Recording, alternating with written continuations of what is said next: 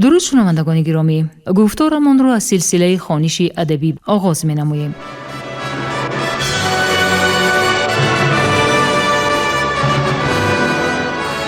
با توجه شما کتاب کسینوفونت تحت عنوان کروشنامه در ترجمه، تحریر، سرسخن و توضیحات دکتر علم‌های فلسفه پروفسور رمضان نظریف در قرائت کارمند شایسته تاجیکستان علیزاده عبدالرشید خوجمقل تقدیمتان می‌گردد.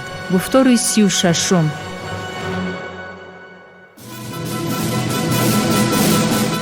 سلسله مذکور با هدایت و دستگیری اساسگزار صلح و وحدت ملی پیشوای ملت پرزیدنت جمهوری تاجیکستان محترم امامعلی رحمان به چاپ رسید.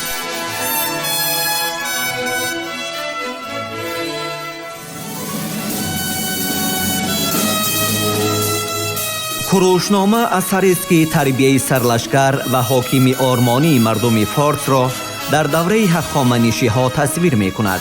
آن همچون رمانی تاریخی، ترجمه حالی و دستورنامه اداره‌کنی و راهبری تعبیر می‌شود.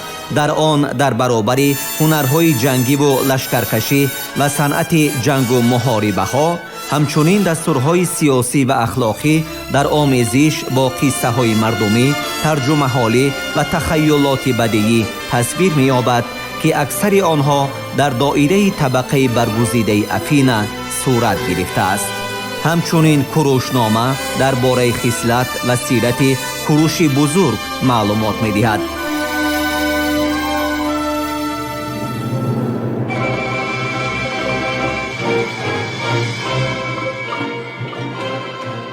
کتابی 4، بابی 5.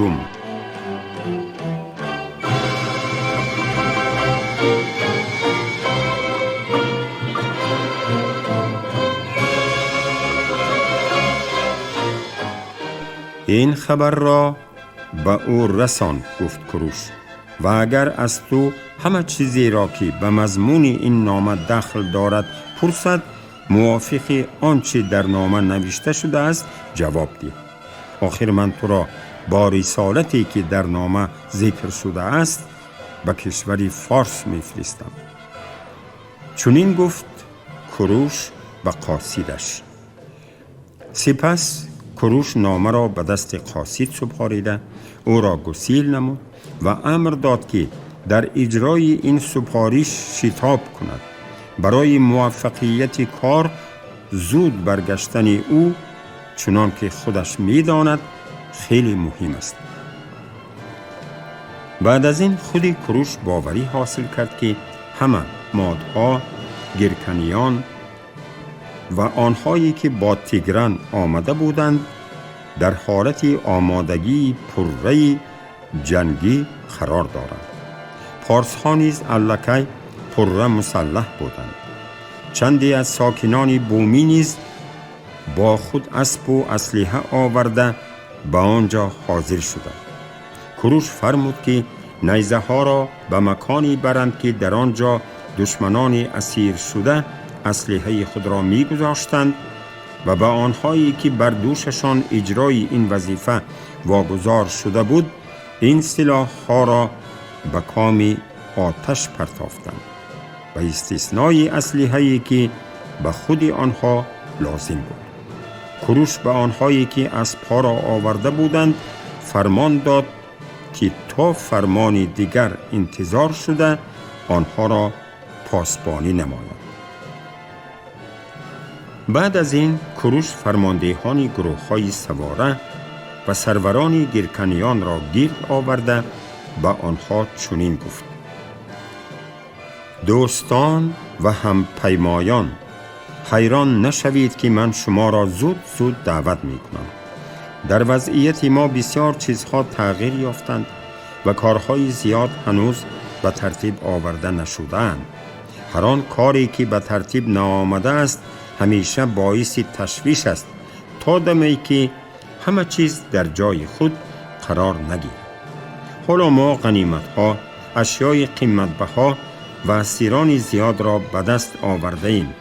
ما هنوز نمی‌دانیم که کدام این غنیمت‌ها به هر یک فرد در علاهیدگی تعلق دارد.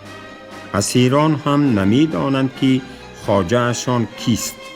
از این رو پیدا کردن چنین اسیران دشوار است که وظیفه خود را درک کرده توانند. اکثریتشان چی کار کردنشان را نمی‌دانند. برای اصلاح کردن وضعیت به تقسیم غنیمت شروع نمایید. آنهایی که خیمه ها را با مقدار کافی نان و می، خدمتگاران، جاگه خواب، سر و لباس و دیگر چیزهایی که باید در خیمه براحت حربی نگاه داشته شوند گرفتند، از هیچ چیز خواطر نشوند. فقط یک چیز را باید فهمند: در حق این مال و ملک همچون مالکیت خود غمخواری نمایند. برای آنهایی که اگر یگان چیز نرسد ما بعدی به نظر گرفتن وضعیت کار آن نقصان را جبران خواهیم کرد. من می‌دانم که در خیمه ها اشیای اضافی زیادند. آخر دشمنان نظر به آن که برای سربازان ما ضرور است مال و ملک بیشتر داشتند.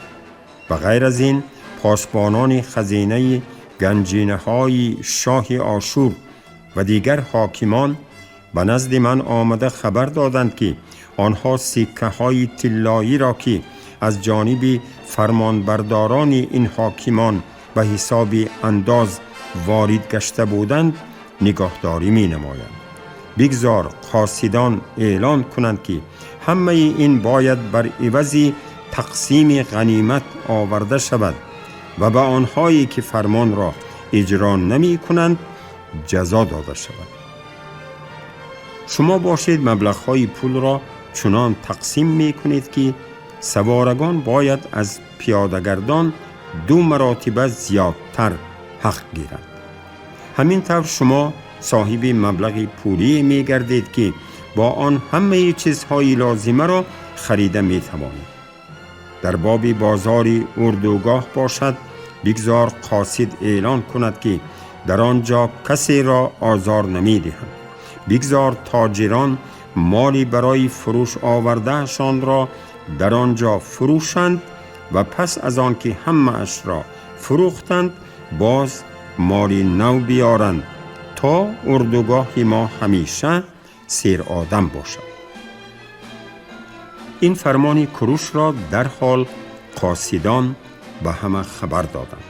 اما آنگاه گرکنیان و مادها گفتند: چطور کروش ما غنیمت را بی تو و نزدیکان تو تقسیم کرده می توانیم؟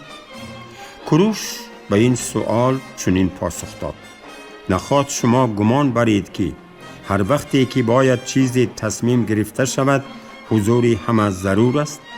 مگر شما از قرارهایی که من در بعضی موردها می برارم و مسئله های مربوط به شما قناعتمند نیستید؟ و برعکس آیا ما ناراضی می شویم که شما نسبت ما محض همین طور رفتار می کنید؟ و آیا ما دچار مشکلات بیشتر نمی گردیم و در عین زمان دستاوردی خیلی کم داریم به شرطی که اگر ما موافق پیشنهاد شما عمل کنیم؟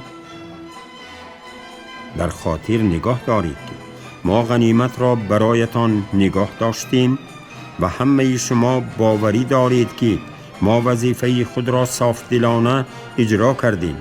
به همین معنی شما در نوبت خود غنیمت را تقسیم می کنید و ما با کمال میل این تقسیمات را عادلانه اعتراف می کنیم. کوشش می کنیم که به منفعت عموم باز یک کاری دیگر را به اجرا رسانیم. پیش از همه ببینید که چقدر اسب داریم و باز چقدر دیگر اسب ها آورده شده.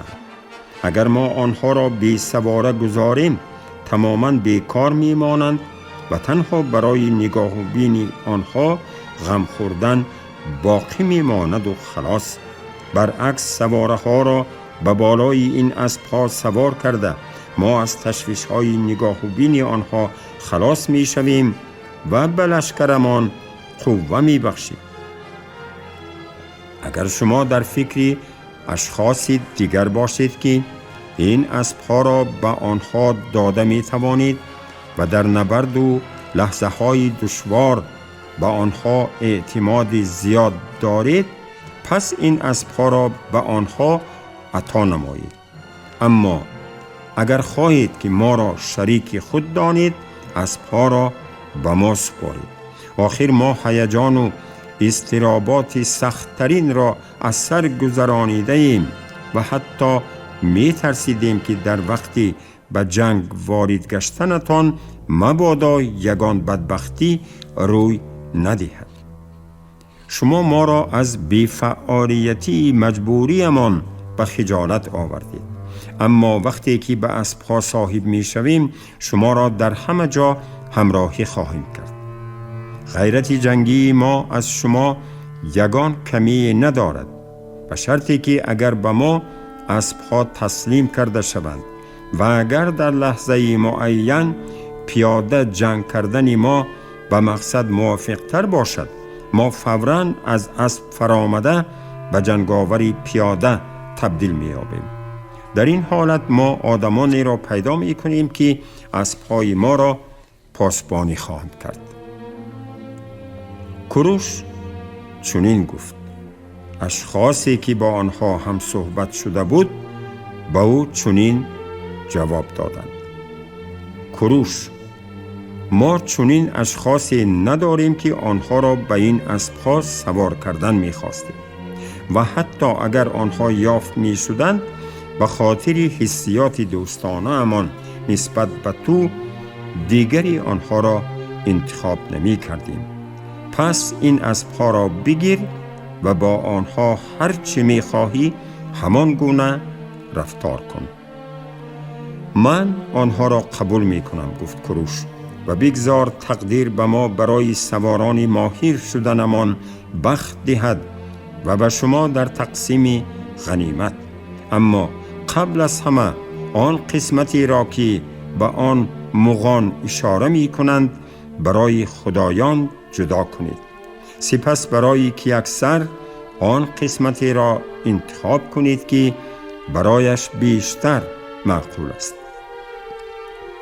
آنها خندیدند و گفتند که در این صورت برای که اکثر باید زنان را پیدا کرد. بگذار زنان باشند و باز یک چیز دیگر به اختیار شما واگذار می گردد. بعد جدا کردن آن قسمی غنیمت که برای کی اکثر پیش بینی شده است. شما گرکنیان کوشش کنید طلبات آنهایی را که اختیاراً برای شریکی در محاربه ها همراه ما راضی شده اند پرره قانع گردانید. شما مادها در نوبت خود به هم پیمانان ما که اولین شده به ما پیوسته اند بهر ثابت و استوار گشتن باوری آنها به درستی انتخاب دوستی با ما به طور شایسته منتداری بیان می کنید. این چنین یک قسم معین غنیمت ها را به قاصدانی که از جانبی که اکثر به اینجا آمده اند و این چنین به همراهان او نیز جدا کنید. آنها را دعوت نمایید که با ما بمانند و رموز بدهید که اندیشه من هم چنین است تا که آنها با دانش بزرگ درباره این مسئله و به طور کاملا درست و صحیح درباره وضعیت کارهای ما با کی اکثر خبر رسانند. برای پارس هایی که با من آمده اند آن قسمت کافی است که بعد پرره تأمین شدن شما باقی میماند، زیرا ما عموماً نه در روحیه عیش و عشرت بلکه با سادگی دهاتی چنان تربیه یافته ایم که اگر در بدن ما یگان چیزی گرانبها میبینید شاید خنده تان آید. به همین مانند من باوری دارم هنگامی که ما را سواری اسبها و گذشته از آن اگر از بالای اسبها به زمین افتیدن ما را میبینید از تحت دل میخندید. پس از این مادها و گرکنیان برای تقسیم کردن غنیمت‌ها رفتند و از آنچه کروش درباره مهارت اسب سواری پارس‌ها گفته بود از ته دل خندیدند. کروش تاکسیرها را دعوت نموده فرمود که اسبان را با زین و ابزارشان جمع آورند و شماره‌شان را حساب کرده قرعه پرتایند و آنها را به تاکسیس‌ها برابر تقسیم کنند. کروش اینچنین فرمان داد که تمامی اسیران لشکرهای آشوری، سوریگی و عربی که از ماد، فارس، باختر، کریه، کلیکیه، هلس یا دیگر جایهایی که آنها را مجبوراً رانده و آورده بودند به نزد او حاضر شوند. سخنان منادی را شنیده اسیران زیادی با آمادگی و شادمانی به نزد کروش آمدند. کروش آنهایی را که نسبت به دیگران تواناتر و زیباتر به نظر می رسیدند انتخاب کرده گفت که از این به بعد ایشان آزادند و به دنباره سواره‌های نظامی اسلحه‌ای را برداشته میبرند که به آنها داده خواهد شد. در بابت با خوراک تامین کردن آنها باشد، این وظیفه را به ذمه خودش میگیرد. در حال پس از این کروش آنها را گرفته به دست تاکسیرها سپرد و به آنها فرمود که با آنها سپرهای بافته شده و شمشیرها تقدیم نمایند. با این سلاح آنها باید از پی سوارها می رفتند. با آنها هم همان گونه‌ای که برای پارس‌ها بود غذا تعیین کرده شد. من بعد خودی پارس‌ها باید همیشه سواری اسب، زره پوش و با نیزه در دست به جنگ می رفتند. خودی کروش نمونه اولین آنها گردید. به سری سربازان پیاده هاماتیم ها هر کسی که به سوارگردی می گذشت باید به جای خود فرماندهی دیگر را نیز از میان هاماتیم ها می گذاشت. شما گفتار 36 را از سلسله خوانش ادبی از روی اثر کسینافونت تحت عنوان کروشنامه در ترجمه، تحریر، سرسخن و توضیحات دکتر علم‌های فلسفه پروفسور رمضان نظریف در قرائت علیزاده عبدالرشید خوجمقل شنیدید. کارگردان شیرعلی نغزلی، صدابردار کریم جان حمیدزاده.